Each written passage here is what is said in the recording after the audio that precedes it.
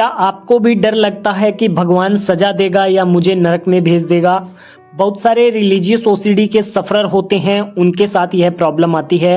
आमतौर पर religious OCD के अंतर्गत उन्हें यह डर बार बार सताता रहता है कि कहीं भगवान मुझे सजा तो नहीं देगा, कहीं भगवान मुझे नरक में तो नहीं डाल देगा, कहीं जो मैंने यहाँ गुनाह किए हैं, पाप किए हैं, उनकी सजा तो मुझे नहीं मिलेगी। यह सब बातें उनके दिमाग में चलती है और फिर इसके लिए वह बार बार मत्था टेकते हैं, चढ़ावा चढ़ाते हैं, पुण्य दान करने की कोशिश करते हैं, बहुत कुछ करने की कोशिश करते हैं ताकि मुझे पाप न लगे। बार बार जाते हैं पंडित लोगों के सामने या बहुत सारे लोगों के सामने जाते हैं और इसके उपाय पूछते हैं और फिर उससे बचने के लिए बहुत सारे लोग व्रत करते हैं, बहुत सारे लोग कहीं ना कहीं जाकर कुछ न कुछ एक्टिविटी करते हैं ताकि हमें नरक में न जाना पड़े या नरक का भय उन्हें सताता रहता है। और इससे रिलेटेड वह बहुत सारी एक्टिविटी भी करते हैं, बहुत सारी चीज़ों से डरते रहते हैं। तो आज के इस वीडियो में हम इसको समझने की कोशिश करेंगे कि इसके पीछे की क्या धारणाएं हैं और इसको हम किस तरीके से ठीक कर सकते हैं। रिलीजियस ओसीडी के अंतर्गत आमतौर पर पाए जाने वाला यह भय होता है। बहुत सारे लोगों के अंदर यह समस्या पाई जाती है। बहुत सारे लोग अपने अंदर के डर से इसीलिए डरे हुए हैं कि उन्हें कहीं ना कोई चीज़ का भय सता रहा है कि मैं अगर ऐसा कर दूंगा तो मेरे को भगवान सजा देगा और मुझे नरक में डाल देगा। और इस बात को लेकर के वह बहुत बुरी तरह से डरते हैं, प्रताड़ित होते हैं, मत्था टेकते हैं, हाथ जोड़ते हैं, बार बार डरते हैं, घबराहट होता है, बेचैनी होता है। तो आपने सबसे पहले तो यही समझना होगा कि इन सब बातों को सोचते हुए भी तो आज एक नरक में हैं आप। आज जहां आप हैं और आपको जो घुटन भरी जिंदगी में महसूस हो रही है, चीज़ें जो घुटन हो रही है, आप खुल करके जीवन को नहीं जी पा रहे हो, यह भी तो एक तरीके का नरक है। तो इस बात को समझ लीजिए। स्वर्ग और नरक ये एक बेबुनियाद बातें हैं। इसको कभी आप अगर मेरे साथ सेशन में बैठते हो तो इसके ऊपर लंबा बोलना पड़ेगा, फिर इसके ऊपर हम बात करेंगे क्योंकि यह कॉन्सेप्ट समझने वाला है। ठीक है, तो जो आपने अपनी एंड से धारणाएं बना रखी है ना, तो उसके हिसाब से तो मैं यही बोलूँगा कि अभी भी आप नरक में ही तो जी रहे हो।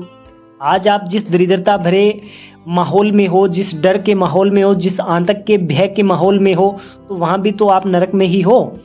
इस बात को समझ लीजिए। अगर यह बात आपके समझ में आ जाती है ना, तो फिर इससे ऊपर उठना आप चालू होते हो।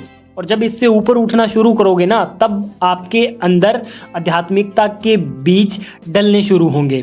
अभी आध्यात्मिकता के बीज डलने शुरू होंगे, फिर आध्यात्मिकता आपकी परिपक्व होगी और जब आध्यात्मिकता परिपक्व होगी तो आपको यह बातें समझ में आ जाएगी कि जो आप यह जिद पकड़ करके बैठे हैं, जो आपका वास्तविक तथ्य है, उससे आप पिछुड़ रहे हो, उससे आप बहुत दूर जा चुके हो। जो ध्यान देने योग्य बात है वह आपसे दूर जा चुकी है। उस चीज़ को आपने पकड़ना है, कोर चीज़ को आपने छोड़ दिया है, उसको आपने पकड़ना है। आध्यात्मिकता जब आपकी परिपक्व होगी तो यह बातें आपको समझ में आएगी और फिर उस दिन आप अपने ऊपर हंसोगे कि मैं बेवजह इन सब चीज़ों में उलझा हुआ था। ठीक है, ये एक्सपीरियंस करने वाली चीज़ें हैं और जब यह शुरुआती स्टेज आप पार कर लेते हो तब यह सिचुएशन आती है। तो मैं यही बोलता हूँ कि आप अपनी आध्यात्मिकता को परिपक्व कीजिए। अब बहुत सारे लोग मेरे से क्रॉस क्वेश्चन करते हैं कि आध्यात्मिकता परिपक्व कैसे होगी या हम आध्यात्मिक कैसे बने। अगर आप भगवान की पूजा करते हो या XYZ कुछ भी एक्टिविटी करते हो तो आप रिलीजियस हो, आध्यात्मिक नहीं हो। मैं हमेशा आपको बोलता हूँ कि आपको आध्यात्मिक होना है, रिलीजियस नहीं होना है। आप रिलीजियस हो, इसी वजह से आपको रिलीजियस ओसीडी की प्रॉब्लम है। आप आध्यात्मिक हो जाओ, रिलीजियस ओसीडी आपकी स्वाहा हो जाएगी। सीधी सी बात है। तो इसको समझना है गहराई से, और अगर आप खुद से नहीं कर पा रहे हो तो किसी एक्सपर्ट के साथ जुड़ करके इसमें प्रैक्टिस करिए, आपको ज़रूर इसके अंदर मदद मिलेगा। और जो एक्सपर्ट लोग हैं वह आपका विद प्रूफ इन चीज़ों को क्लियर करेंगे। तो जो एक्सपर्ट लोग हैं उनके साथ जुड़िए, प्रैक्टिस करिए और इससे बाहर निकलिए। ठीक है, नरक जाने का जो भय होता है ऐसा कुछ भी नहीं होता है। इन सब फालतू की चीज़ों से नहीं डरना है, हमें बस इसके पीछे का जो कॉन्सेप्ट है उसको समझना है। ठीक है, अब इसके लिए हमने क्या कर रखा है कि हमने जो हमारे परिवार में या आस पड़ोस में रिश्तेदारों ने जो हमें कहानियाँ सुनाई है डर के भय वाली, वो सब हमने सुन रखी है और उसी के बेस पे हम उसका आंकलन करते हैं कि ये ऐसा है, ये वैसा है, ये ऐसे हो सकता है, ये वैसे हो सकता है। तो ये धारणाएं बिल्कुल गलत है। आपको बुद्धि मिली है, उससे आप तर्क करिए, इन चीज़ों को जांचने की कोशिश करिए।